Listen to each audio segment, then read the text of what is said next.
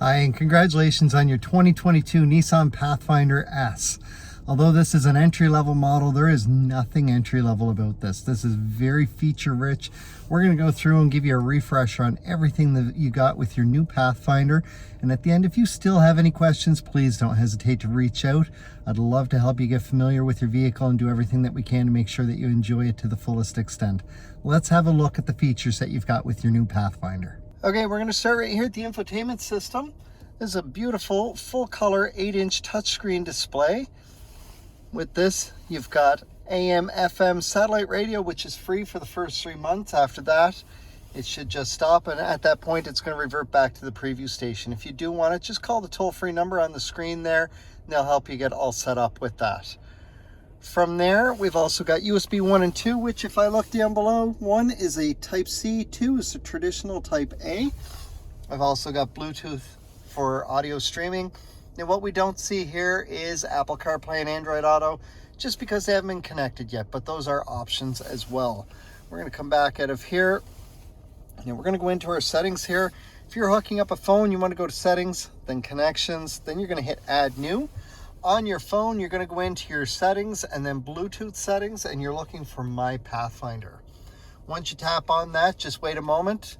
It'll pop up. Confirm the number on your screen matches the number up here on the infotainment screen, and then hit pair. Now, if you're on an Apple phone, you'll need to press allow once after that. If you're on an Android phone, it's likely that you're going to have to press it twice. Now, also, if you're on an Android phone and you have a lock screen on your phone, from there, on your phone, you need to back out to the main settings screen, and then you need to go down to lock screen, and then you're going to go into smart lock.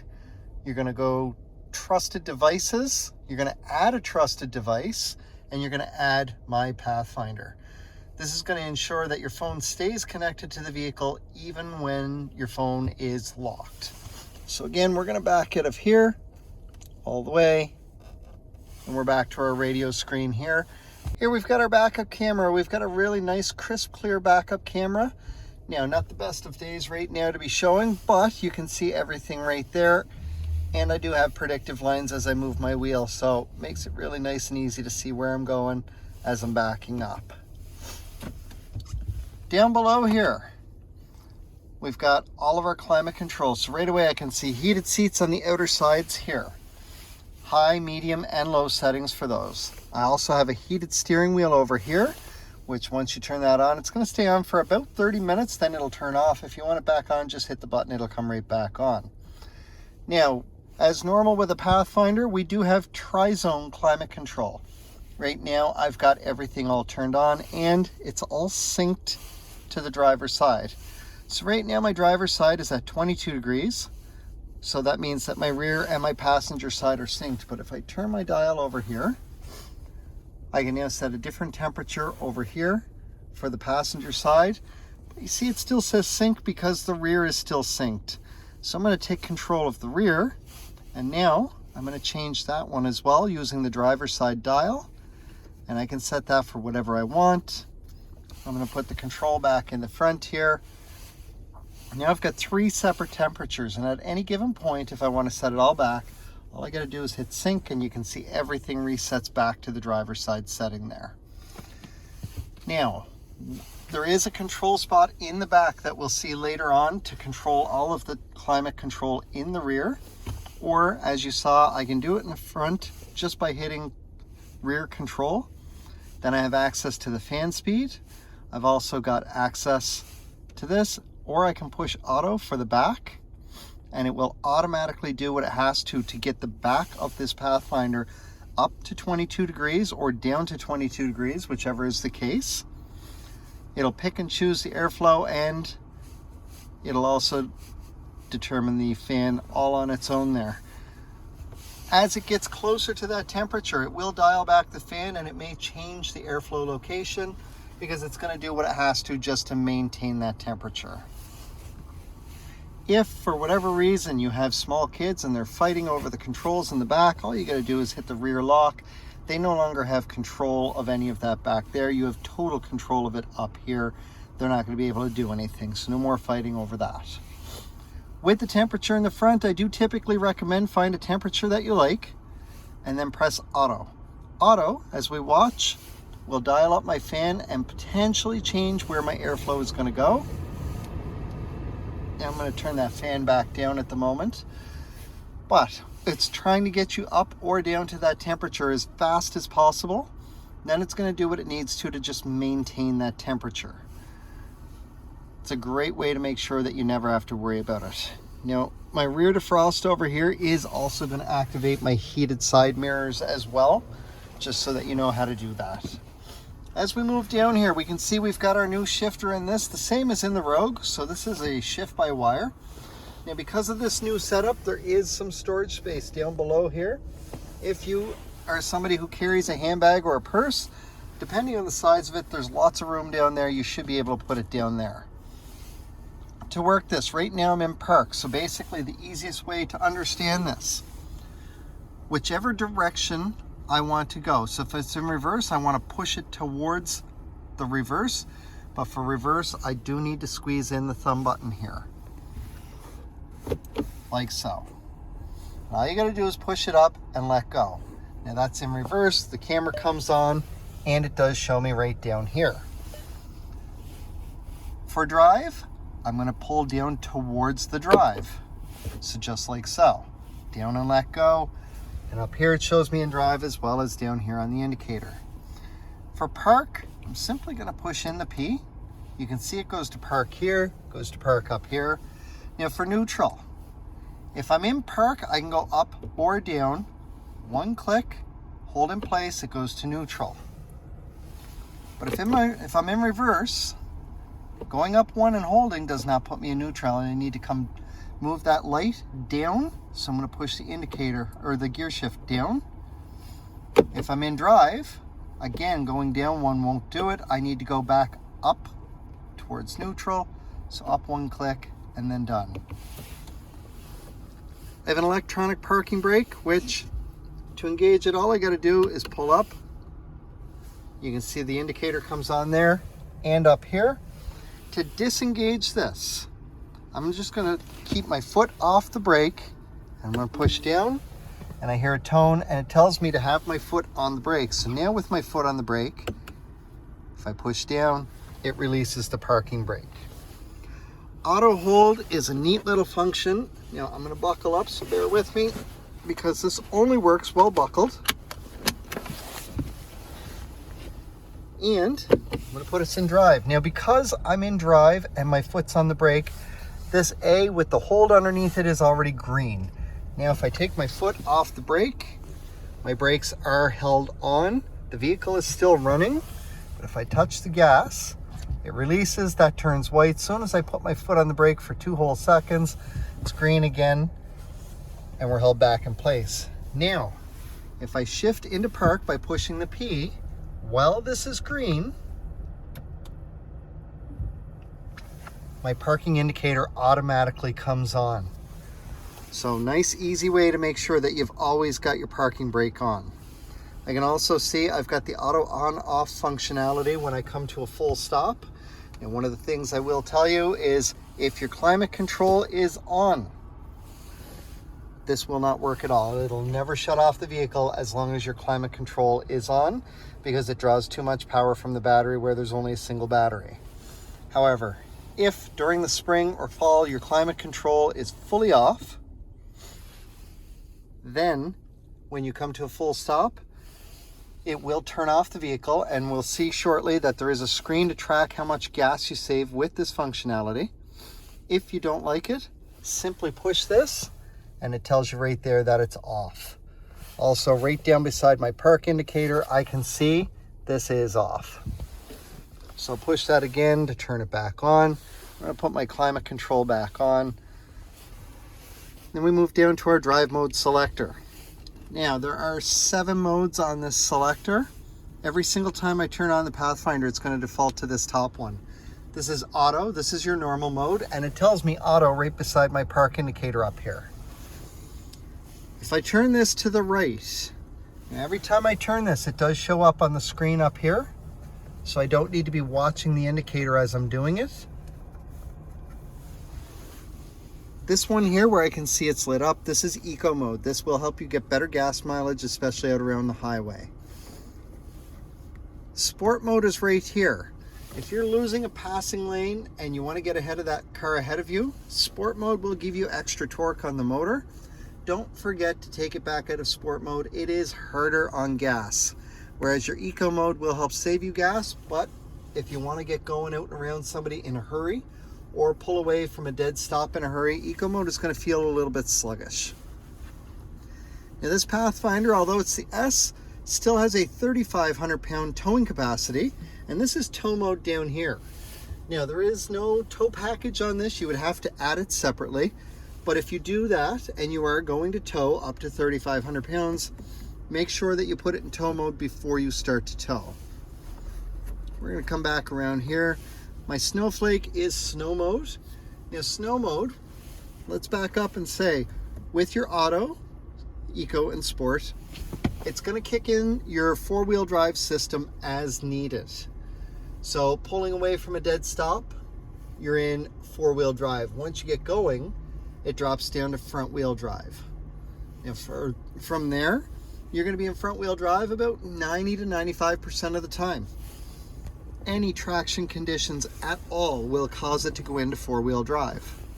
Snow mode will actually kick in that four-wheel drive system sooner than the other modes, and it will hold it in a lot longer to make sure that you are free and clear of your traction situation by a long time.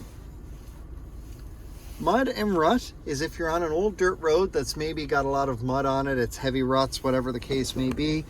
This is going to kick in the all-wheel drive, four-wheel drive system very, very quickly, and you're going to be almost exclusively in four-wheel drive the whole time that you're in this.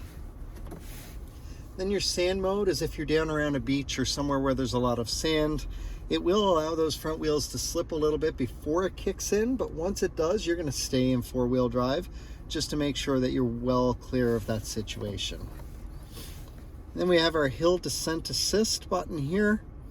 This is almost like engine braking, depending on the scenario that you're in. If you're coming down a large hill or in a really heavy situation in the woods or whatever, this will help with that scenario. We're going to have a look at our steering wheel now. So with this, we have our cruise control, which gets turned on by my blue button here. And when I do this, my screen is going to do this. Initially shows me that it's got visuals to go with the safety features that we'll talk about in just a moment, and then flips over to the adaptive cruise. So by default, this starts out at 3 car lengths plus safe distance. Using this button here, I can drop it down to 2 or 1 or back up to 3. And just as an example, 1 car length plus safe distance at 100 kilometers an hour is approximately 2.5 car lengths between you and the vehicle in front of you. That will vary depending on the speed that you're going. We recommend, if you're not familiar with adaptive cruise, start out at 3. You're probably going to find that 3 is a bit too much, and 2 is probably your sweet spot. If you're extremely comfortable with it, then you'll drop down to 1. Now, if I turn my cruise back off, just by pressing the blue button here, if I press and hold this blue button, I can see everything changes here, and now I have a dial right up here. No more bars. This means that I'm no longer in adaptive cruise mode. I'm in normal cruise. So again, I'll push the blue button. That turns off. All I got to do is push and let go, and every single time it will go to adaptive cruise unless you press and hold. So also on here, we've got our Bluetooth hands-free. And this button is going to answer a call or hang up, while this button is going to allow me to make an outbound call.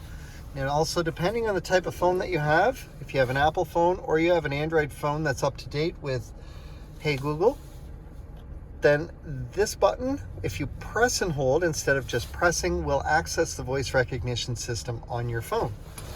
On the left side of our wheel, we have our volume for our radio, the same as the dial over here. These 2 buttons here are going to skip through my presets, which I can see over here as I press it, or as I press it here, I can see it changing down below here. If you're streaming music through Apple CarPlay, Android Auto, or Bluetooth, these will skip tracks. Now, my left and right arrows with my dial here. Now, my left arrow is also my back arrow. Where it says OK, that's referring to the dial. this is going to change my screens up here. Now this is my home screen. From this screen and the audio screen, you have total control of everything to do with your audio, all with the push of your thumb while you're driving. So I've got access to my radio to the volume. Now from Sportsnet Radio. As we saw, I can go through my presets, but from this screen here, if I push the dial, I see it now gives me a list, and I can change everything that I need to go through here. On this screen, if I just press the OK, I can move my dial to scroll up or down. So I'm just moving it one way or the other, and then press the dial in, it switches the source of my audio. Very easy to do, and as I mentioned, as you hook up your other audio sources, those will become options as well. So now I'm going to hit the right arrow here to move to the next screen.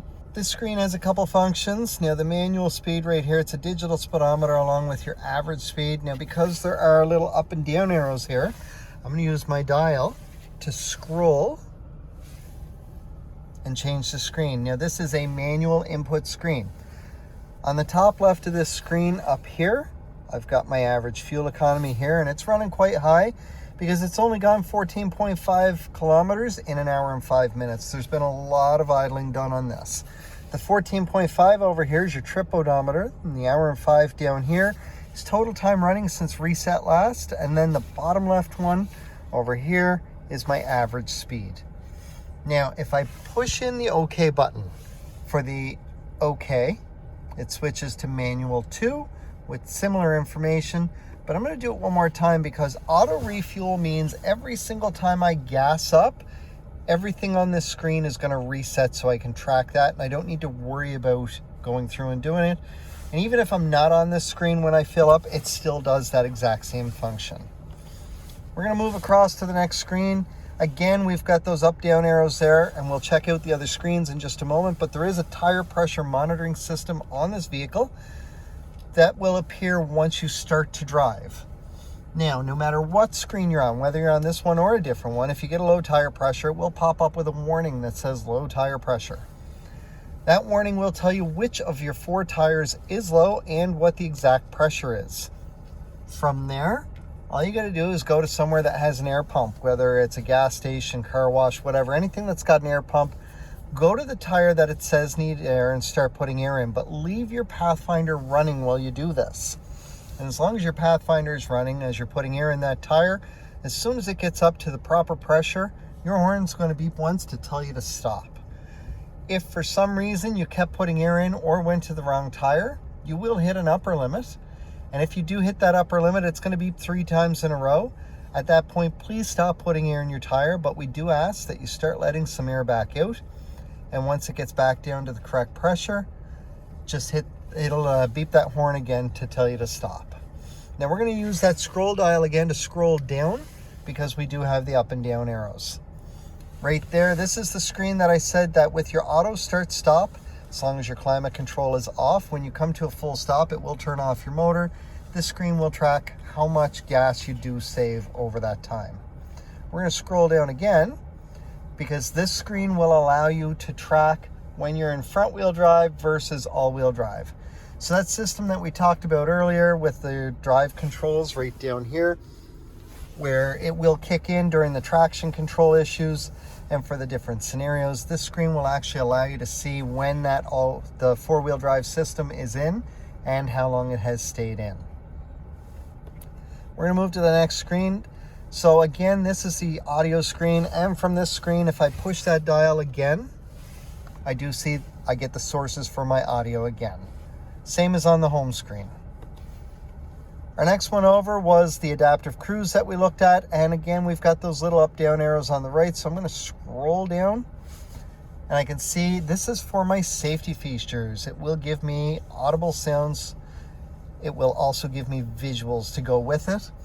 You have Nissan's full safety suite, so Safety Shield 360 is on this vehicle. With that, you're going to get automatic emergency braking with forward collision warning. Forward collision warning is something you will experience.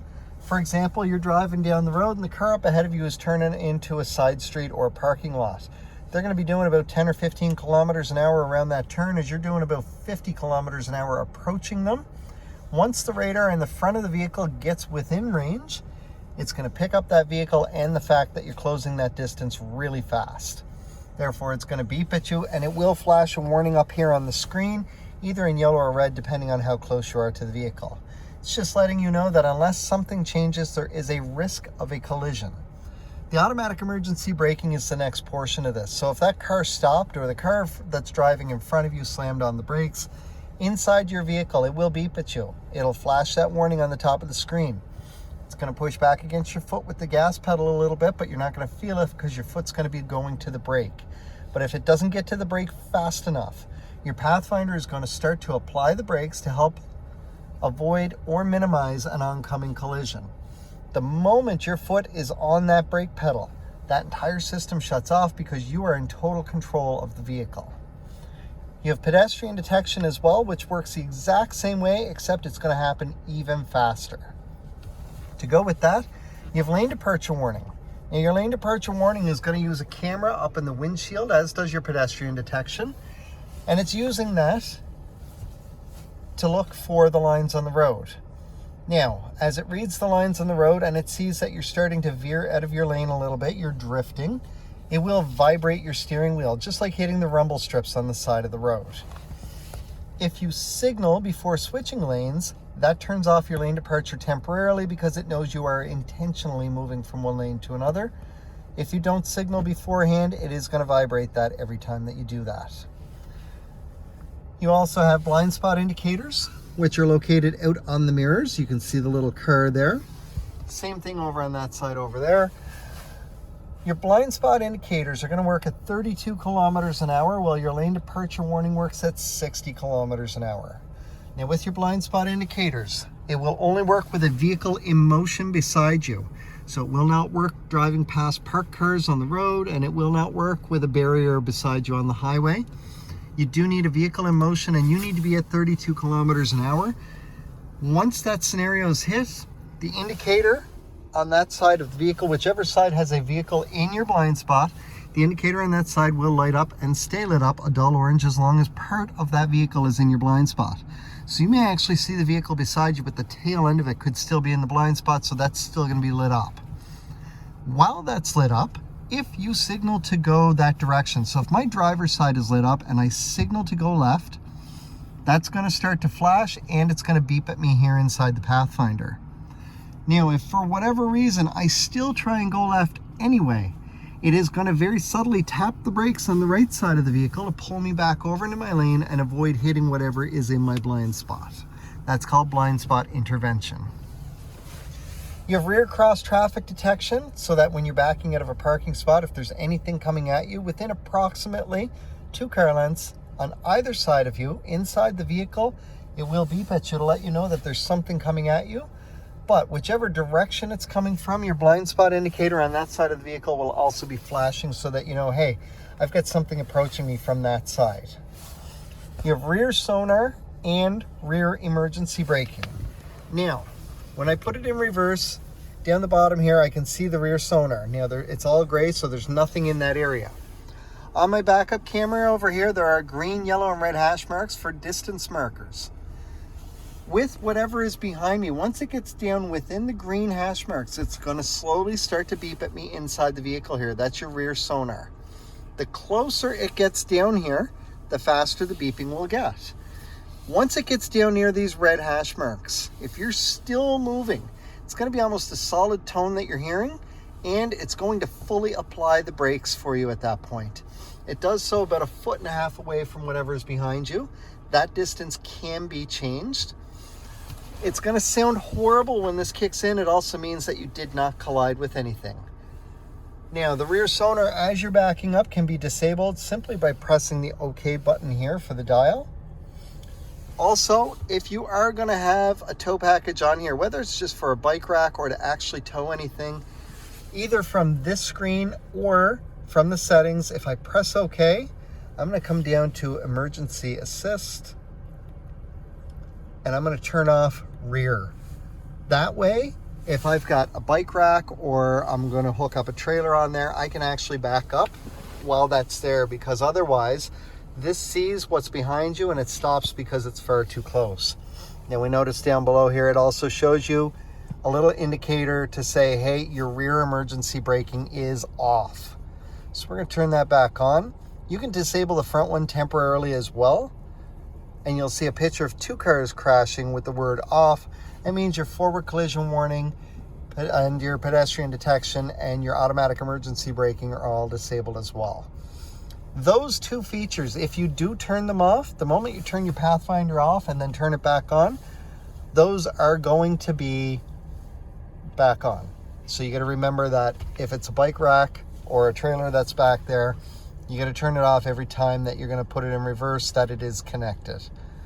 As long as the vehicle has been turned off and back on, it continues to come back on its own. You can turn off your blind spot warning and intervention, and they will stay off even if you turn the vehicle back on. And the same applies for your lane departure warning and intervention. If you turn those off, they stay off. Unlike the rear emergency braking, the forward emergency braking, they're not going to come back on when you turn the vehicle back on. Now, the other thing I will say is, as long as you keep whatever is behind you above these red hatch marks, you have room to safely open your hatch. So we're going to go back and park here, and we're going to move to the next screen, which is our settings screens. And there's a few things that we want to make some adjustments on here. Please do not be afraid to play with this screen. There is a factory reset at the bottom if need be, so you can't put anything to a point that it's unrepairable. Driver assistance is all of our safety features. Now, steering assist is the one thing that we have not talked about. I can turn it on right here, or I can use this button down here. That is our Pro Pilot system. So if I push the button, it turns it off or turns it back on. Pro Pilot is a semi-autonomous driving system that works with the adaptive cruise control. So when your cruise has a speed that is set, if your Pro Pilot system is on, you will feel it engage, and what's going to happen is you'll feel the steering wheel actually moving a little bit in your hands. It's using the camera up in the windshield here to read the lines on the road, and it is designed to keep you centered in your lane. This feature was designed primarily for long drives or late night drives, but it can be used anytime that your cruise speed is set. With that said, it's very easy to override just by turning the wheel. It will give you a little resistance, but it will allow you to turn very, very easily. If you don't want it on, fastest way to turn it off is push this button to turn it off, and then that stays off until you physically push that button again, or you come into this screen to turn it back on. It will not come back on unless you physically turn it back on. So something to keep in mind as far as the steering assist goes, because some people really like it and not everybody does, so some want it turned off. All of your other safety features can also be accessed from in here. I mentioned the rear emergency braking. You can set the distance and the volume for the rear sonar and rear emergency braking right here. So we're going to back out of this screen. We're going to come down to our vehicle settings. And all I'm doing is scrolling this dial here to move down. And then I'm going to come into locking, and I want to come down to auto door unlock. Now, by default, when these show up, they are set for power off. So this means it will automatically unlock your doors when you turn your Pathfinder off. Typically, I scroll up and set it for shift to park. That's going to make sure that every time you shift into park, it will automatically unlock your doors for you. We'll back out of that screen. We're going to come down to wipers. We want to make sure that speed dependent and reverse link are both turned on. Rear door alert is off by default. Now, if you have young children, like an infant or a toddler, you may want to turn this on, because what this is going to do is this is going to activate rear door alerts. So when you open that back door to put anything in there, and then you get in your vehicle, you go where you're going, when you get to your destination, you turn your Pathfinder off. If you don't open that back door within the first 10 to 15 seconds, it is going to start to beep the horn at you, telling you that you did forget something in the back seat. That only works by opening the rear door. If I just reach around to put something in the back, it has zero effect on rear door alert. Again, it only works by opening one of the back doors, because there are little switches that it activates. We're going to come back out of there. We're going to scroll down a little further. You don't need to worry about setting your maintenance. Your maintenance is every 8,000 kilometers or every 6 months, as mentioned in your owner's manual, but your oil changes are once a year or when your vehicle tells you. So by default, your service is set for 16,000 kilometers to start. If you live in an environment that is deemed extreme conditions, as I do here in Nova Scotia, where you do a lot of short drives in -10 or below, or a lot of short drives in +20 or above, it is a little bit harder on your synthetic oil. This takes all of that into account in terms of the life of the oil, and therefore it will tell you when you are due for an oil change. If you're somebody who does not put many kilometers on a vehicle, once a year or when your vehicle tells you is what you're looking for. Customized display is just this whole display that we've gone through here in the main menu, and you'll see I have turned off one of these little boxes because it's just a blank screen. So I have disabled that, as I don't see the need for the blank screen to be on there at this time. If you should mess anything up, the factory reset will take you back to where you need to be. As we move to the back, one of the things I notice is we have our intelligent key system on all of my doors here. So with this, as long as I have the key fob on me, touching it once will unlock just the door that you're at. And if the vehicle is not running like it is right now, you'll actually hear a single beep. This means that this back door is still, well, sorry, it was still locked. But again, to unlock it, I can also just put my hand in the handle. And that's locked again. If I do that, I can actually unlock the entire thing so that somebody else can get into it. So, in the back here, we're going to have a quick look at this. With my seats, first thing is if I want cargo mode, I'm just going to pull this lever here and it will fold down my seat. Now my front seat is a little too far back, but this will fold down flat. Now, make note of this button here because we're about to cover the exact same thing from the front. That button is also right down here. For access to the back seat, I'm just gonna push the button and you can see it pivots forward and slides forward as well. So I've got easy access to get in and out of the back. From there, I'm just gonna push back on it and locks in place.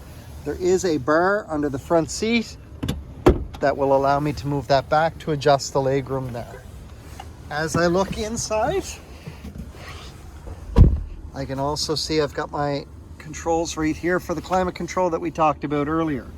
Now, as I said, it's set for auto, and we did that up front.